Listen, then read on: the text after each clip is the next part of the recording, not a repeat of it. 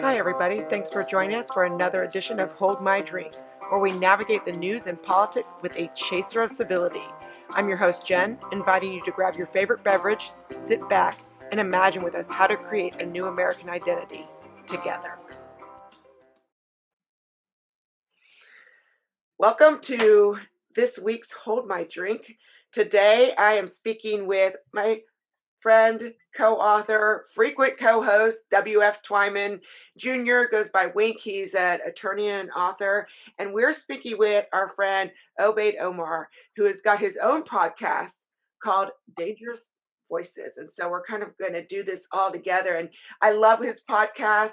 We're talking about things that are difficult to talk about that we're not really supposed to be or not supposed to be, or what are dangerous. Right. So we're going to see where this conversation goes today on what are those kind of taboo topics.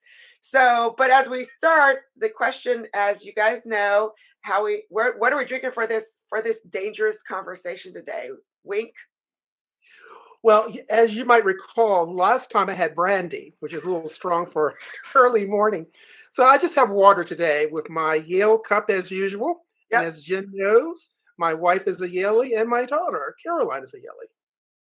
Yeah, I love that you were drinking brandy the last conversation because it is earlier for you in California, and I was like, "Amen, yeah, go Wink." You know us writers. Oh, wait, what about you? Anything fun this morning? Well, no, not exactly. Actually, I don't drink that much anymore. Well, when I say anymore, I'm not drinking like I was in college, but at the same point, I just have water. I cut down on alcohol quite a bit, uh, you know, partially for health reasons and stuff. So yeah, water's Okay. fine by me. Well, then I am the most exciting of you guys in terms of drinks.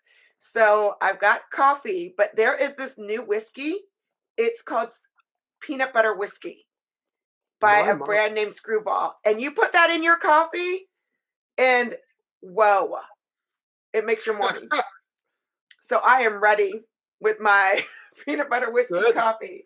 You're fortified for dangerous speech. For Yep. dangerous speech. So, honestly, I'm gonna with that said, I'm gonna throw this over to you, Obey, because we all got together recently. We're all doing some work for an organization that deals with these issues, counterweight on dangerous speech. And I'd love to hear how you got started. And I know you've got a story where you came back to the US and you're like, what just happened? You Yeah. know? Well, okay. Just yeah. So I didn't come back to the U.S. I came back to Canada. I'm sorry, Canada. Right, Yeah. right, right. Um, but so yeah, basically, I came back from. So I left 2002, and then I came back in 2014. Now I started working as a contractor for the Canadian military, and then ended up working as a contractor for NATO. Um, and then I got a couple of contracts with the Canadian government, and then I came back in 2014. And the first thing I noticed were basically secular blasphemy laws, like things you weren't allowed to talk about, um, and specifically around the topic of Islam. I've never, you know, I got a degree in political science. I started my public administration master's, never finished it. Uh, then I went into IT. Like I wasn't, social media wasn't around when I went overseas. Like I wasn't a pundit or any kind of, like it's still not. Like I'm just some schmuck on Twitter who talks. That's about it. But um, so I come back, but I keep seeing all this awful conversation around Islam.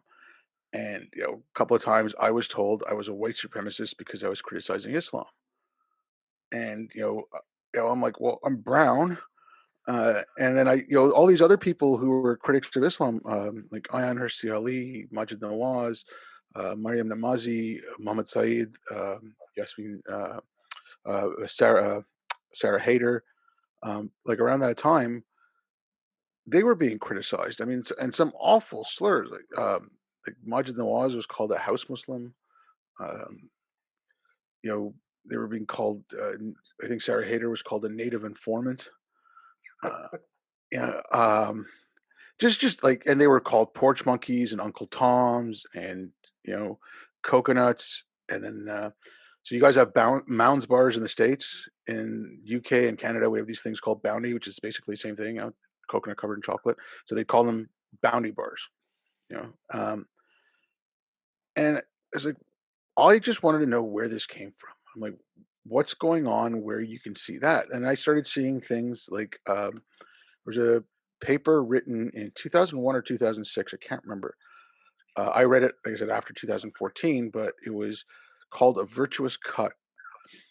And they were arguing that they were arguing that saying FGM was barbaric or FGM was dangerous, harmful, was wrong because as a Western way of looking at it, and then you're putting it's another form of colonialism. So it was virtuous for the women in Africa, be they Muslim or Christian, to perform female genital mutilation because that was part of their culture, and they were not going to be colonized again. And I mean, this is taking the knives to genitals of young girls, and you're defending the virtue of it. Um, like I know the ACLU defended it on religious freedom grounds, and I mean I disagree with that. But at least that's a different case. But it's still like so. There's things like that. I'm like, where is this coming from? And then I just started looking around. I mean, you know, I came back to Canada in 2014. And you got to work. So I'm looking for work. I'm doing all this. My work ended up taking me up north. So I was living in an Inuit community. So it wasn't like I just dove into this, like trying to find, but I was just, whatever time I had, I was looking into it, seeing what was going on. And around 2017, I started, reading a bit about like critical race theory and a bit about intersectionality. And then at the end of 2018, I ended up going on medical leave, and I spent, I guess, the following close to about 20 months reading nothing but this stuff. And like, I mean, I'd seen what was going on in academia. I'd read like Jonathan Haidt's book, um, what was it, And The Righteous coddling. Mind? No, The Righteous Mind. But Oh, yeah, then righteous the mind. other, then also The Coddling of the American Coddling. Mind, like Hmm. with Lukianoff. I'm trying to think of some of the other books, like David Deutsch's book, The Beginning of Infinity, but that was more about how knowledge was gained. Jonathan Rauch's book, Kindly Inquisitors, that was written back in '93, but that was really prescient of what was going on. And so there's a lot of work going on, what was happening in academia. Then you saw, like I said, I came back in 2014, and that's when it started spilling out into public. So you saw the Christofuses at Yale. You saw that professor of journalism at Mizzou calling for muscle to take a student journalist, drag him away from a protest that was going on at the university. Like, this is a journalism professor, and she's asking for a journalism student to be dragged away. So and there's all these taboo topics that, there was Islam, and then there was, the latest was the trans issue, but then the race issue came up again. I mean, the race issue, like, you know, the way the new anti-racism stuff that's coming out. So it was all kinds of things, like the definition of white supremacy has gone. You know, when the Smithsonian puts out a graphic that says, objectivity and punctuality Right. and Right. professionalism is white supremacy, Yeah. there's a problem somewhere. And a lot of people say, "Why are you talking about this?" There's a rise in right wing, and there is a rise in actual white supremacists. And I'm talking about the guys down in Charlottesville, and Mhm. go down the list, like even worse than them. There is a rise in that, but I look at this stuff and I'm saying, okay. And then when I started reading it and started looking at the history of it going back, I'm like, but for about 30 years, academia has been saying focus on race. For about 20 years, the media slowly started going that way. Recently, there was a conversation between Glenn Lowry and John McWhorter. John McWhorter said, we have to go back to a 1997 way of thinking, and saying that's when the switch happened. And I mean, like I've said that myself. It's like if you look at when critical race theory and intersectionality like fused together, and Kimberly Crenshaw then made critical race theory and postmodernism basically, you know, uh, an applied science or an applied social science. That's when policy and things started changing towards identity-based politics, and not the identity-based politics of the civil rights, but putting complete social significance on racial identity. And you see that happening, and it's like, okay, you're in a majority white country. You're getting people to focus on race, and you're scratching your head wondering why white supremacy is rising. I if you, I'm not okay. Like I said, the guys down in Charlottesville, any white supremacists, they are responsible for their actions. I'm not saying that these people are making white supremacists do anything. It's just you know, since I came back, I've been saying there's an overcorrection coming. Like we're going to have an overcorrection. I thought maybe Trump was the overcorrection, or maybe it was Charlottesville was an overcorrection. Now with Capitol Hill, like hopefully that you know it doesn't look like it will because the rhetoric from the left is going the same way. But at one point or other, you're going to have to get away from this identity politics, and we're going to have to start talking about global solutions for a lot of these issues. Like, I'll just say one last thing, and then kind of stop rambling. But like Biden's speech, I think it was just after the inauguration, and he's talking about his economic plan, and it was really, really good, except for the first 5 or 10 seconds when he said, "We're going to focus on Black, you know, Latino, Asian, and Native American." If he had just said that whole thing, and in the middle of it or at the end of it, say, like the following communities have been hurt, and there's like rural communities, small towns, women, and then you can mention all the other rest. But if you start off by saying we're going to focus on this, like the U.S. economy and the Canadian economy is completely down the tubes. People are hurting, and when the economy is bad, people start looking for scapegoats. If the government, even if their policies aren't based like that, but if that's their messaging, if that's their narrative going out, you're going to raise hatred because, sorry, no matter what they do, it's still going to take a long while to recover, and people are going to be down and out for a while. And if they don't see something soon, because it's already been what, over a year now, or like around a year, Mhm. uh, people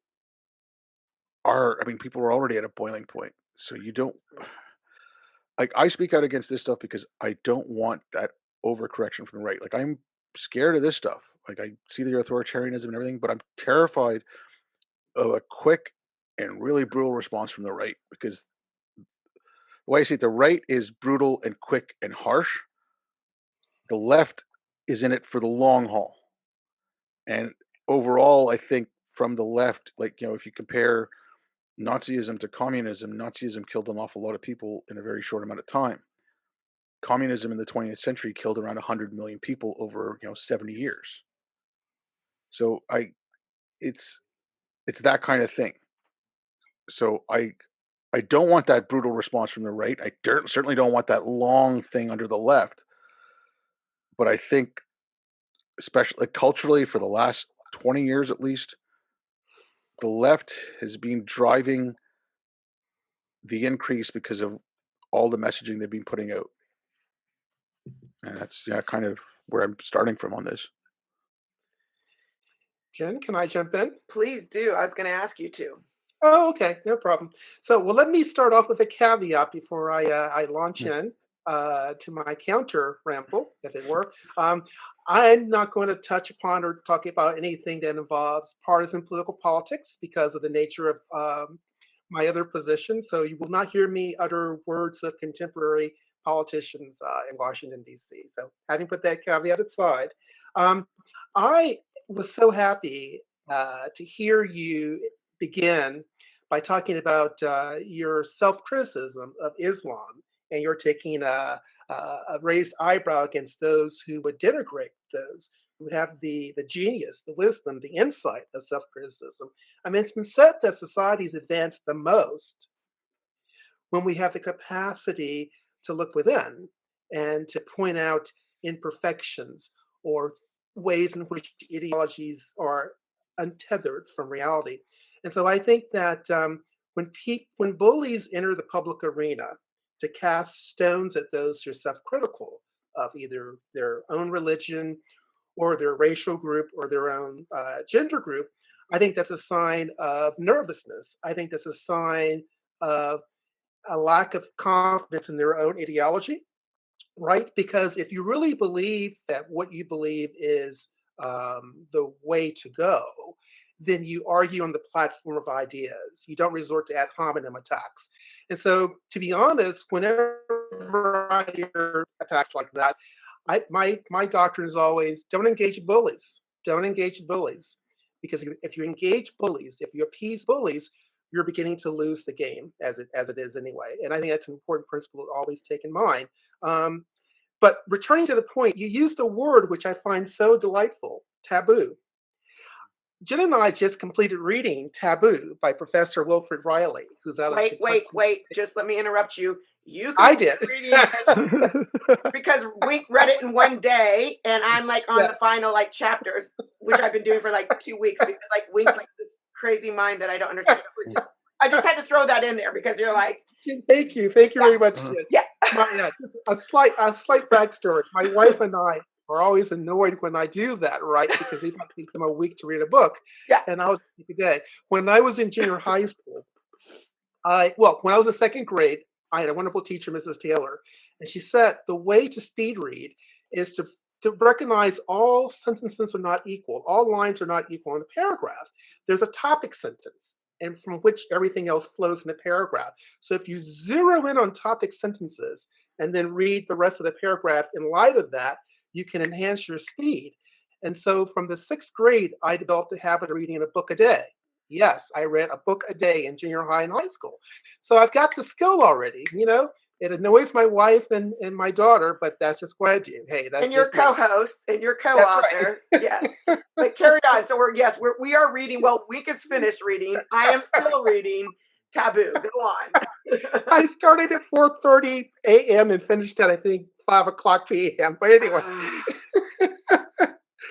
anyway, my point is in Taboo, it's interesting because the author is a very good thinker, intellectual, I believe, in terms of tackling difficult questions, dangerous speech, as it were. And he said one of the concerns raised to him was, well, you really shouldn't say this about, say, Black crime or Black poverty or Black IQ or BLM. You shouldn't say these things because you give aid and comfort to the alt right, to those who are purported enemies of Black advancement. And I see that cultural meme throughout Black culture and Black consciousness. So, for example, the writer Zadie Smith from, I think, the United Kingdom wrote that part of the tragic um, uh, deforming, if you will, of Black culture and consciousness due to past oppression and racism is that when there are two things at play, you can speak your allegiance to your culture, or you can speak your allegiance to truth, to authenticity. There's the cultural expectation that you choose the former, that you swear allegiance to culture over allegiance to truth and authenticity. I am not like that for whatever reason: personality, genetics, character, history, family, I don't know. But I can't live life that way, and I can't live as an intellectual that way.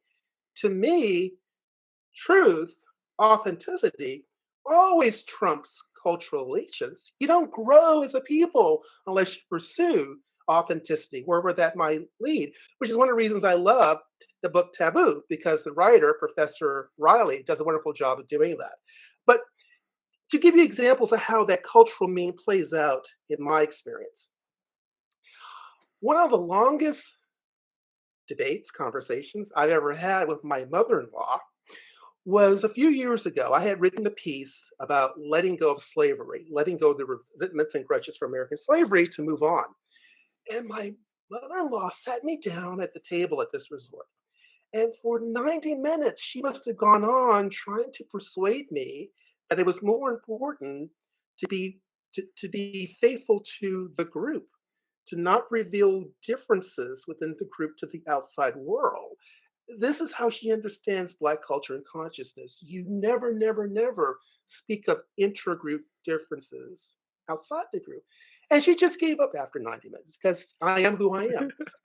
And I feel better being who I am. Mother-in-law, if you're listening, turn off the podcast. Another example of this cultural meme. A colleague, a senior law professor, who was also a Yale and from Harvard Law School. She took me aside. I was a baby law professor. She said, whatever you do, never be a traitor to the race. You can do whatever else you want to do, but you always got not to be a traitor to the race. And this was like her operating system of being a law professor and being in the world. Um, Another example of this cultural meme. I was at a gathering at my daughter's school. It's a private school, and there are not a lot of Black people there. Maybe it's 4% Black, 3%. So my wife and I was there, and a Black mom came up to talk to us, and she asked, "Well, how do you like this school?" And I was like, this is great. It's a wonderful school. It's like ranked number 47 in the country. Great resources, exacting standards, wonderful facility, view of the ocean. It's just wonderful. My wife took the Black mom aside, then earshot at me and said, "I'll talk to you later." And what my wife meant was she was going to give her the Black perspective, as if I was unable to give the Black perspective. My wife was going to tell her, these are the things she'd be concerned about. These are the power dynamics. It's not very culturally diverse, on and on and on.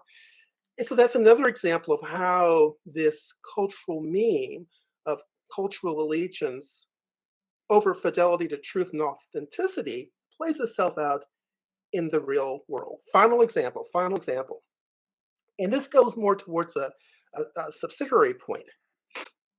A recent Pew Research showed that 74% of Black Americans, in terms of their sense of self and Blackness, either that's extremely important or very important. Now think about that, 74%. Whereas if you look at white Americans, according to the same Pew report, only 5% of white Americans view their race as extremely important. So what does that mean? Um, that means that if you had a hypothetical room in which you had 100, 200 people, 100 are Black, 100 are white, given those percentages, it's going to probably be Black people who foster social isolation and division, segregation, more than the white participants in the room, because there's a greater sense of race as central to your identity among Black Americans, 74%, extremely important or very important, versus white Americans, which is only 5% extremely important. So, final story. So I know a young couple, and they live in a western state, which will remain unnamed, and they love to go hiking. So they went hiking out into the countryside, and one day they saw the woman in question saw a Black person. Now, this excited great joy and rapture in the heart of the woman. She ran out to the Black person, talked, and all of this kind of stuff, and she assumed friendship and camaraderie simply because it was a Black person in the middle of nowhere in this western state. Now, I would not have found joy and rapture in my heart just at the sight of a random White person. I would want to know, well, are you an extrovert or an introvert? Do you like history or not? Do we have anything in common, like Star Trek? I probably wouldn't have felt joy and rapture in my heart at the sight of a Black person until the third or fourth meeting, because I'm an introvert. But my point is, I think very many Black Americans are like that person. It's the immediate connection based upon race and not anything else known.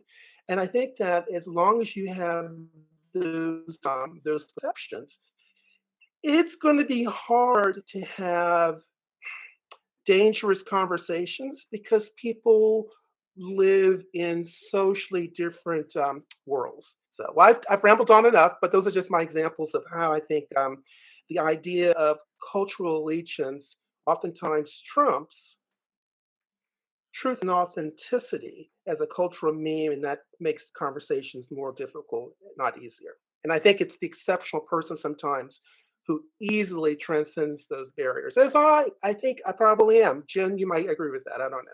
Yeah, well, you are definitely exceptional. I mean, come on, you read a book in a day, True. among many other things. But it's funny in this conversation. So, as the white person in this conversation, and I cannot speak for white people because I'm just me. But you said Can I something, speak for Obey. Black That people, what's Your that? Honor?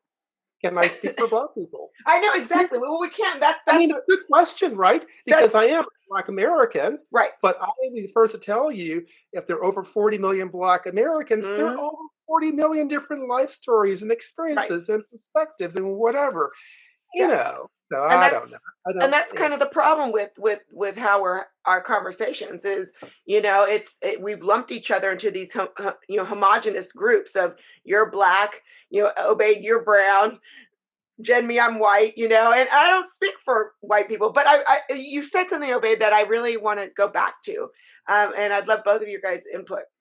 So, you know, yes, there are some nasty ass white supremacists, they exist. Um, but I've been shocked. I feel like we've seen the alt right gather steam recently, and wink, I'm not going to take it to politics, so don't worry. But what I want to talk about is I feel like it's not necessarily racism per se, but with all of our new diversity training, all of our critical race theory, all of our critical social justice, not social justice, critical social justice, two different things, where white people are being told that they are the devil, that all original sin started with them, that and Obey, I know that you're in Canada, in America, that I mean, America like was founded on lies. I feel that there is this group of people, and we've added fuel to the fire of those radical groups where there wasn't before. So, I mean, yes, do some people have racism, or again, that's a slogan word, but yes, do some people have these prejudices in their hearts? For sure. But I think that it's been magnified, because when you're told over and over again as a white person that you are the origin of all evil, that nothing you've done is of any value at all, I mean, there are people who like probably would have normally just gotten along, who now have become, in a sense, radicalized because they've been told that they're worthless, that they should be ashamed of themselves. And so here you're in a country that's still majority white. It won't be forever, and I like that. I love that's what I love about America. I love the multiculturalism. So I mean, the fact that we aren't going to be all white or majority white, in the next 10, 20, whatever years, I think that's exciting. I think that's America. But you still have a group that's a majority group being told that they are scum of the earth. And I think that that has played into the radicalism that we've seen. On that, see, there's a counter argument. So just to clarify one thing, with like when you said speaking from inside the community, I'm an ex-Muslim. Like I haven't believed. I'm 51. I haven't believed since I was 16. So over 35 years, 36 years. Um, but I'm from that community and stuff. So I mean, like a lot of that stuff was going. Like Ayan Hirsi is an ex-Muslim, but like Majid Nawaz was a reform Muslim. There's other reform Muslims like Irshad Manji and Asr Namani who get the same kind of thing. Um, but what you were talking about, like with the so there was a thing like, okay, if you're going to criticize Islam, well, that's going to give fuel Right. um, uh, to the terrorists and things like that. So now, yes, if you're going to vilify all Muslims, you're you are feeding into that. But what was going on was they were equating any criticism of Islam with a right wing thing, and you're saying, okay, you're now saying that about all Muslims. It's like, no, I'm talking about or that doesn't exist in Islam. What are you talking about? Um, So with the right wing stuff, like, no, I don't think it's helpful to tell white people that they're all privileged. I mean, um, like Wink, I know I think you said you'd studied under Bell. but in Faces at the Bottom of the Well, like, and I've had this argument with someone, and I said Bell might not come out and say it because I think he said that, like, the quote at the start of Faces at the Bottom of the Well, he said that, even the lowliest white person can still look down at black people of the same station as the faces of the bottom well or something like that. So he wasn't saying that, Obama had less privilege than a homeless white person, but because of his ideas and the way they grew and the way ideas do grow, you have scholarly papers coming out saying that exact thing, that, Mm, homeless white people were more. And so that kind of stuff, yes, that has a issue, but my biggest issue with this is that it's the hyper focus on race. mm, And the APA, so the American Psychology Association, they just put out a recent study looking at children who are now going through, you know, in New York State, they just call it Black Lives Matter curriculum, but like curriculum based on critical race theory, or like in Seattle, they have an ethnic framework and things like that. So, um, and again, yes, black and brown kids were more focused on race, but they started seeing a small uptick in white kids. Now, in New York City, they had the Fieldston Academy, where they took kids aside for 45 minutes a week, split them up into racial categories, and they had the white kids talk about how the privileged they were and how they were oppressing everyone. They had all the other kids, so all the black, the group of black kids, a group of Asian kids, a group of Latino kids, talk about how you have been oppressed and talk about what's good about your culture. Within a very short amount of time, like these were kids as young as kindergarten, the white kids started saying stuff that was very close to like alt right white supremacist garbage. But you're getting kids to focus on race, and the other spectrum of it is you're also going to have kids that are really, really, they're going to take it to heart, and they're going to say, "I'm awful because I'm white." A friend of mine wrote this in a thing in Medium. He's white, his wife's Asian, his kids are half white, and they're second, third grade, something like that. Came home one day and said they wish they weren't part white because white was bad. Now this is not. I mean, like, luckily for them, they've got two parents who can counteract this stuff, but not everyone does. This is a recipe for very, very damaged children and then damaged adults. Mhm. Um, and so you were talking about fueling the far right and whatever. It's not just the far right. Okay, like that's why I right and left, we don't have any language left for this because it's not right and left anymore. It's either you're authoritarian or you're libertarian. And I don't mean like the Libertarian Party libertarian, but I mean like Enlightenment values. Like I joke around with the term Enlightenmentarian. Mhm. Like Mhm. so it's different variations of authoritarianism. And so you know a kid, the like, other, now you're having this from K through 12. So a kid coming out of high school with this kind of thinking, and there's going to be a certain percentage of them that are damaged one way or another. Either they're hyper, you know, white supremacist, or they self-loathing. So they'll join Antifa, or they'll join Aryan Nation or something, right? Like, you are setting up a smorgasbord for extremists of all type. If you look at, like, okay, remember back to the 80s with the gangs, and you had all the counter stuff for the gangs, and you'd hear the police and counselors talking about they go after the kids who feel like they're loners, they go after the kids who are marginalized, they go after the kids who feel aggrieved. If you're teaching kids starting from kindergarten, about power imbalances in race and who's oppressed who, what do you think's going to happen? And that's my big, like, all, it's like, racial violence, all that. Like, I'm not saying these people are responsible, but you're fueling it. And some right wing person is going to read this stuff there, and then okay, some kid in high school is hearing this and they're pissed off because they're hearing they're privileged, but the coal mine in the town, the coal mine that used to provide an income for the whole town is closed down. Everyone's unemployed. There's like an opioid crisis, and he's like, "How the hell am I privileged?" He gets pissed off. He goes online, looks for stuff, finds Richard Spencer and Jared Taylor online, and next thing you know, he's goose stepping, in his parents' basement and whatever. Like, I mean, We need to like, do the opposite. We yeah, need to do the opposite to create a better generation of kids. I mean, we need to in a sense, reverse the dynamic. I think of my own experience. I began school um, in segregated institutions. So my first and second grade, I was in all black school. So race was not a factor. I was not aware of race. Everyone was black. It's not something that occurred to me. I became aware of race in the third grade when the school system desegregated, and I became the only black kid in my otherwise all white class. Were my classmates prejudiced?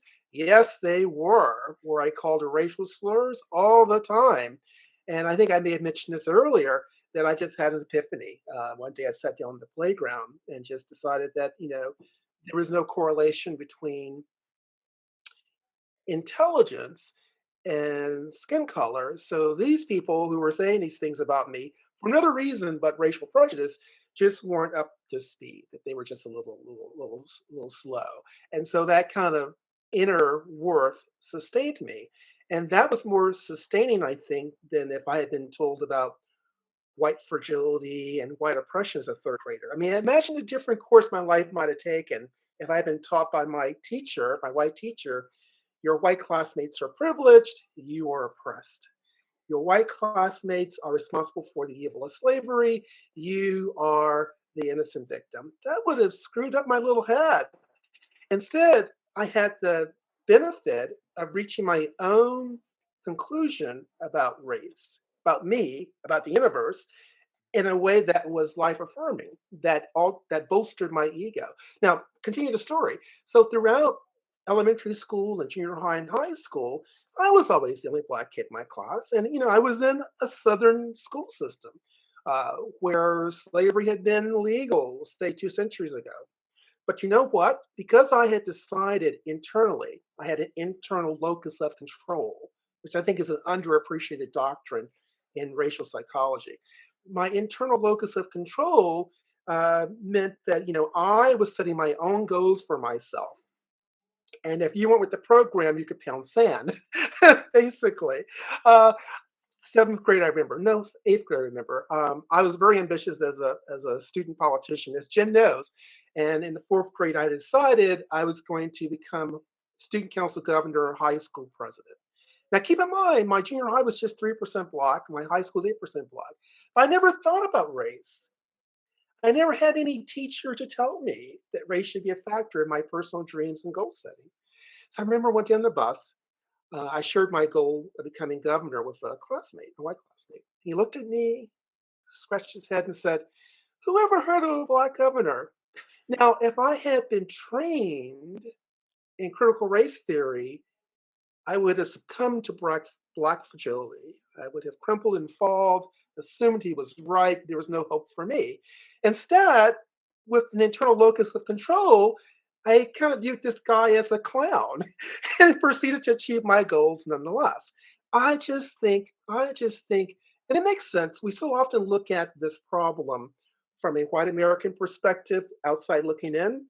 But I think it's also helpful to look at it from a Black American perspective, looking out.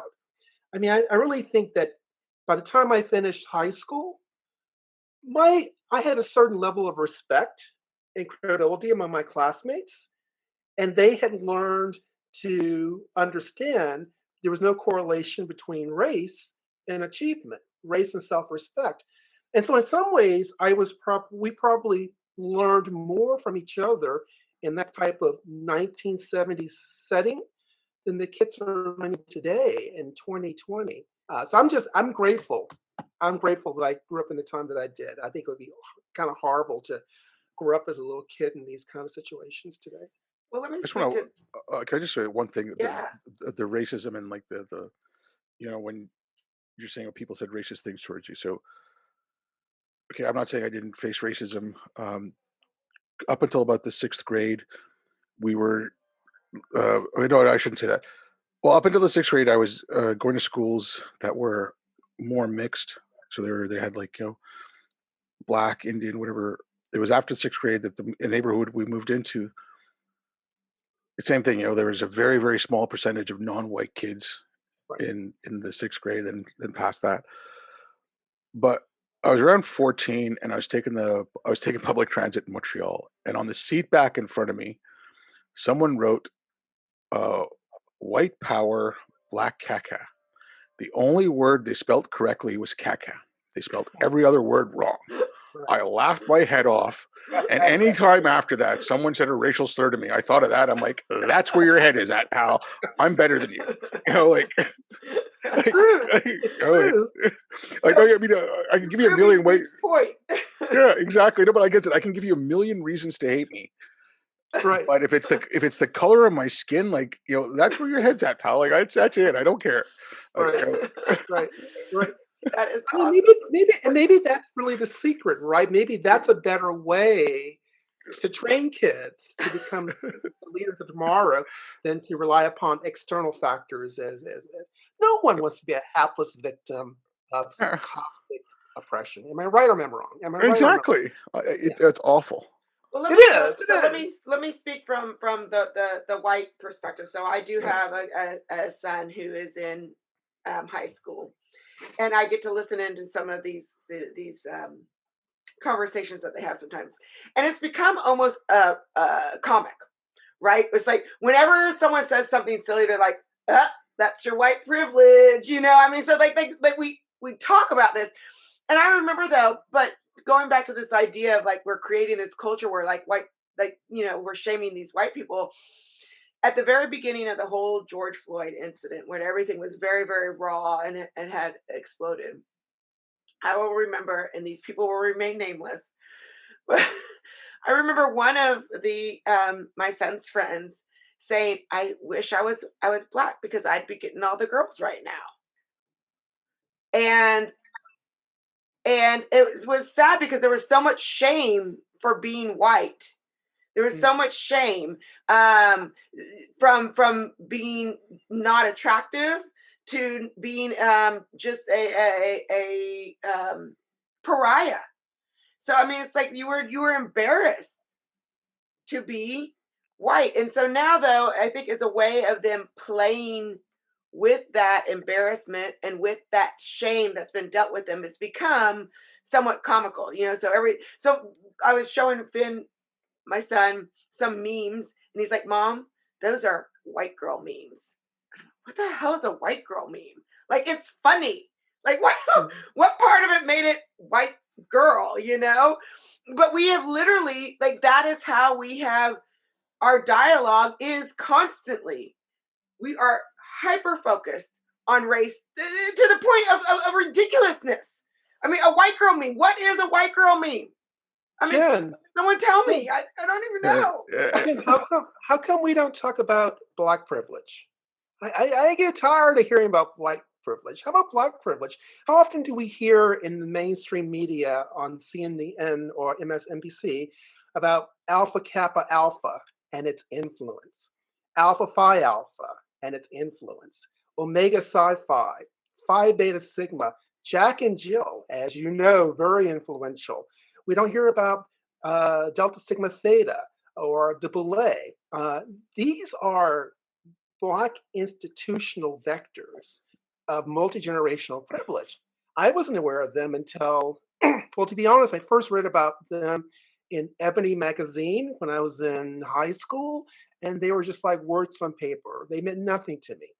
Now that I'm 59 years old, I recognize that they have quite a bit of influence, but it seems like people don't know about those things. I think that if we are to have an equal society, right, where blackness and whiteness can be equally disadvantaged or privileged, I think it's kind of misleading for there to be media and scholarly silence about these vectors of black privilege. I guarantee you this. I bet you a candy bar. A Every Mounds County bar? black, yes, yes. Every black graduate of any college in America, certainly any black lawyer or doctor or dentist, has heard of Alpha Phi, Alpha Kappa Alpha, Alpha Phi Alpha, and Jack and Jill. And yet, this thing that all Black college graduates have heard of is totally invisible to in the large public square. And I think that's another example of, of, of a misleading emphasis on white privilege and not recognizing that, Black people have their privilege too. Well, and I think that there's a lot of jealousy, to tell you the truth. I mean, there is a cohesion and a, kind of this tribe where I think a lot of white kids, like, I mean, they look at black groups, maybe the Jack and Jills and the Alpha, and there's this like great cohesion in this family, and it's that is missing oftentimes in white communities for a variety of reasons. Now, you've said that before, and to me, that's a very interesting idea. Dangerous speech, right? Mm. That's an interesting idea. Expand upon that. What is missing, as you see it, in white culture and consciousness in terms of that cohesion or that sense of identity? Well, I think it goes back to what you said at the beginning, like this whole idea of cultural, you know, cohesion. You mentioned this, like, don't ever betray the culture, right? Well, what is the culture, right? So feels like Black culture is more homogenous. It's more of a one, like, and I know that this isn't true. I know that this is a lie. I know that there's 40 million Right. Black, but there just seems to be this one thing that, like, if you are Black, you are in. You're in the whether you want to be or not. That you're part of this culture that is more cohesive in how they operate, and how they commune. And with white people, it's more heterogeneous, where I mean, white people aren't all the same, and so there's not this immediate. You don't see it was like your story about, like, seeing another. You don't see another white person hiking, and you're like, "Wow, white person!" And of course we are the majority. I mean, Black America is 13%. I mean, so of course, there's that. But there is this sense of, like, this community where if you're out hiking and you see, a Black person, you're like, we're friends, and white people don't have that, and there is, I think, a sadness that there's not that same kind of cohesion or A camaraderie. sadness. I don't know if it's sadness, Okay, but I would say a jealousy, a jealousy. could I? Interesting.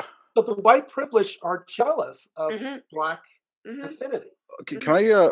Like, I'm going to say a couple of things on this. One, Sure. there's a really good podcast that started on American Enterprise Institute that's co-hosted by Ian Rowe, and I forget the name of the other co-host. It's called The Invisible Men, Hmm. and they're focusing on uh like Black people. Like, I think their first one was Glenn Lowry. Like, the first one with the guest was Glenn Lowry, Right. and they had the principal of the Stony school called the Stony Pine School, I believe, in Virginia. There's like a really interesting story, and so they want to show the diversity in Black voices, and that's like, I think that you have there's an idea that it is a homogenous thing, and that's coming from academia and the press and people like Nicole Hannah Jones, who say politically Black. Hmm. Okay, Hmm.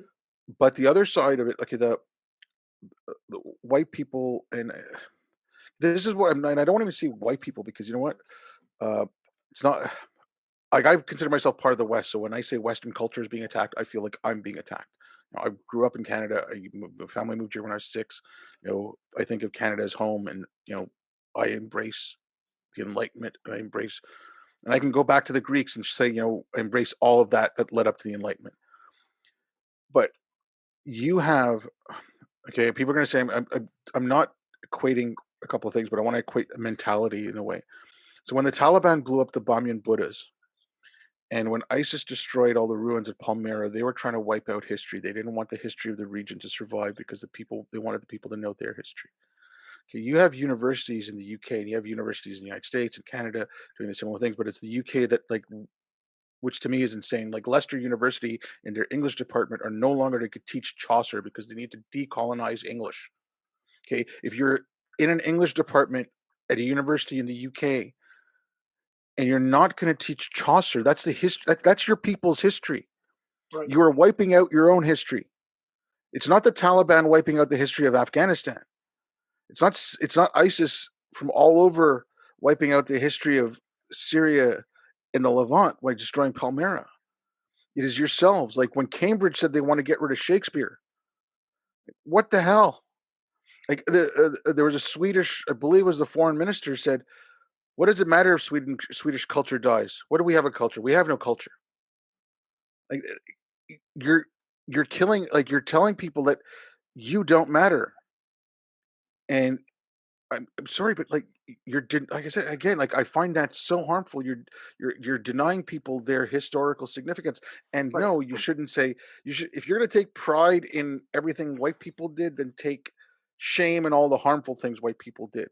I'm not saying that, there's always like I've used this thing, like people say, oh, slavery in the United States is the worst thing in the world. I'm like, no, there was slavery all over the world, but don't just say, "Oh, other people did slavery, so just because white people did, I don't have to feel ashamed." No, everyone should feel ashamed of the slavery that was done by their culture and their race. Okay, Well like said. you know, Well said. but you shouldn't dwell on it, and you shouldn't wallow in it. And yes, you can take pride in the achievements that have come through, like that have come through the Enlightenment. But again, then you have to go back and say, okay, if it wasn't for the golden age of Islam to a certain extent, because I mean that some of that knowledge came in from India and China because of trade routes. But if it wasn't for that, if it wasn't for Baghdad keeping that tradition alive for a while, you wouldn't have gotten into Europe. So it's not just a European thing. If we sold the Enlightenment more as a universal value, and you can show that link of, hey, you know what? In India 2,000 years ago, you had Stoic thought, and they, because of trade routes with Greece, they went back and forth, and they changed ideas. You know, um, there was, like, if you look at some of the Greek stuff, again, like this article I read, and I'd love to read this guy's writings if I could find them somewhere, but it was an Ethiopian man who sat in a cave because he ran away from the king, and the guy had been trained in some local rhetoric, and he'd also been trained by Jesuits. Mhm. And he sat in a cave 100 years before Hume, Kant, and Locke, and wrote ideas very similar to them. I'd love, like, these are human ideas. These are ideas that have spanned humanity across the globe. Let's think about them that way. And like I I have said, an when you're, idea for you. yeah, good. Do you think we can use deep genetic ancestry, ancestry.com, 23andMe, jetmatch.com, to facilitate a sense of universal humanity? So, what do I mean? So, take me. It's apparent, of course, that I am a Black American, but within that category, there's a lot genetically that flows inside me, right? So, there are elements of me that come from Britain, uh, that come from Germany, come from Sweden, you name it. And so I wonder, people could see themselves as having a deep past, mixed with that sense of universal humanity. What do you think? Because it's easy for people just to kind of dismiss or not see, I don't know, 50% of their genetic past, because it's easier to do. What do you Um, think about that? Because in okay, my household, and one of the well, I'll let you speak before I continue. yeah. No, I was just like, okay, I've done this 23andMe and all that. And like I'm a data person. I've spoken to Will Riley a couple of times, and I like the way he's data driven. But there's an issue with that right now. Um, for the last 20, 25 years, the academy has gone from objectivity to lived experience. Um, Mm, since at least 9/11, maybe a couple of years before, the media has gone from facts fitting the, like, using the facts to create a narrative, where it's the narrative is massaging the facts to get a story out. It's we've gone from objectivity and truth. And I mean, as a species, we're a storytelling species. It's, like those kind of things catch on, like the memes, they catch on, right? There was a recent study that just came out. Um, it was about, you know, people are far more likely to change because of emotional reasons than because of fact-driven reasons. I mean, I get what you're saying, and I agree with you. Like, here's our common humanity. Like, okay, they did this with some white supremacists, and they showed them how much, like, they did the ancestry, and ancestry.com and 23andMe and all that, and they found out how much African blood they had in them. and that kind of threw them, took them aback a little bit. I mean, it's not like they're, it's small, tiny percent, but it's like you've got there's a heritage there, um, but it's more of like doing it like a story. So I think if you I did given a talk in New York City. It's my one and only talk, and I got upstaged by a baby who started calling for her mother. but uh, but what I said this on a panel, and I said, if you take the Abrahamic faiths, it's uh, God denies them the fruit of the tree of knowledge, and it's not just the tree of knowledge; it's the knowledge of good and evil. Like, it, as far as God was speaking, He's saying, I created the earth. He's bragging about all that. Like, I did all this. I created all this for you. It all Mhm. comes from me. Worship me, right? So that was quote unquote the science.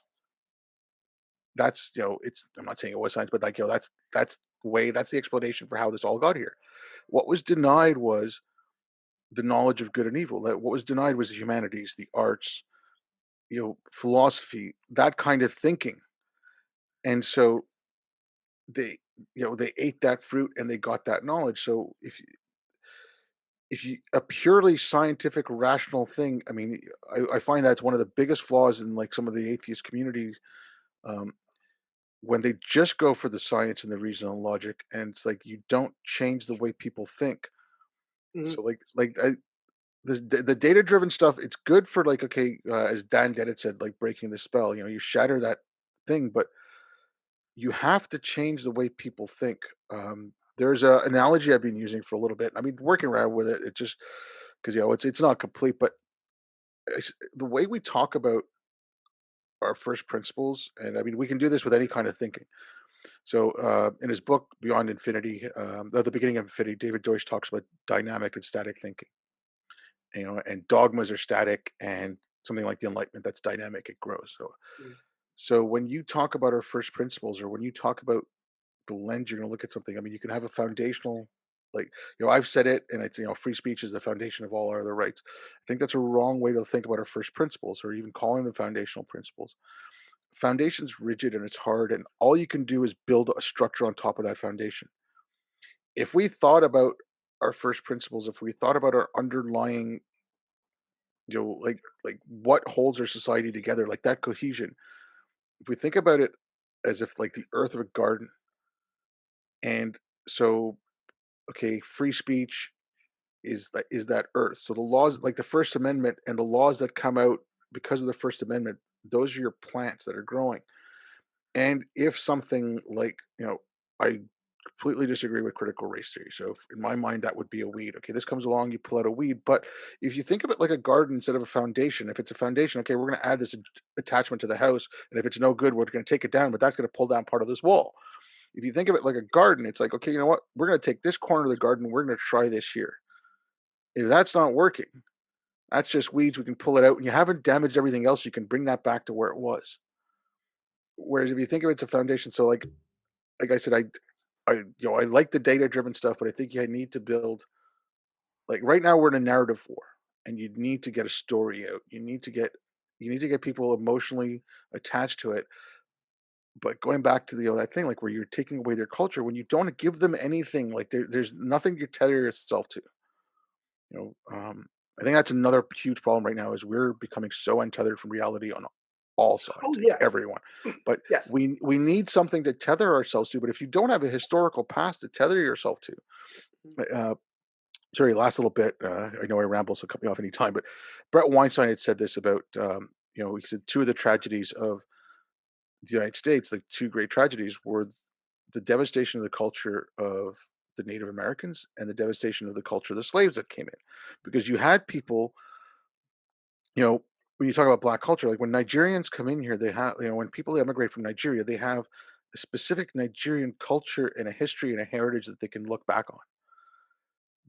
Descendants of slaves had that wiped away and had to be rebuilt from scratch. Native Americans had that taken away and had to rebuild from scratch. Now, yes, it was white people who did it. I'm not trying to take, but do you really, you saw the result of that? Do you want to do that to the largest population in your country? Because you know what? They're not going to like it and they're going to get violent. I mean, like, this is gonna lead, like, more of this is gonna lead to violence, and that's why I keep harping about this stuff. So Oh yeah, yeah. All right, so you guys, I'm almost finished with my drink. So, what are your final thoughts on that, Wink? What do you have to say to with what Oba just said? I mean, talking about it feels like what I heard you say, Oba, is that we did destroy, and we have to acknowledge it. A lot of like culture that had to be rebuilt back up. But the way we are trying to rectify it today is by destroying another culture.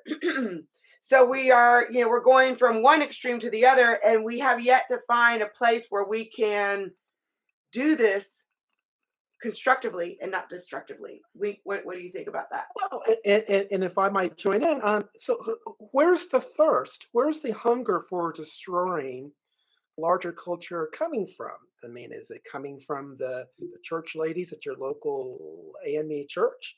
Is it coming from the kids in the local Jack and Jill chapter? Is it coming from the lawyers at the local Black Bar Association? It's always kind of strange to me that these urges for cultural destruction for the benefit of a group don't always seem to, I don't think, come from that group organically. Um, Case in point, there's the issue of reparations for American slavery. I think 35% of Black Americans oppose that. But yet one still hears these loud activist voices for this thing, supposedly to help the group that at least a third of the group doesn't really want or appreciate. Mm-hmm. So it seems like to me misplaced a misplaced need that we got to do something because of a bad past. The past was bad. We got to do something to make amends. Otherwise, we'll have continued societal discontent. And I just think that's the kind of the wrong way to look at it. Yes, culture was destroyed among Native Americans and Africans who were brought to our country. But you know something? And Eugene Genovese talks about this in Roll Jordan Roll, the world the slaves made.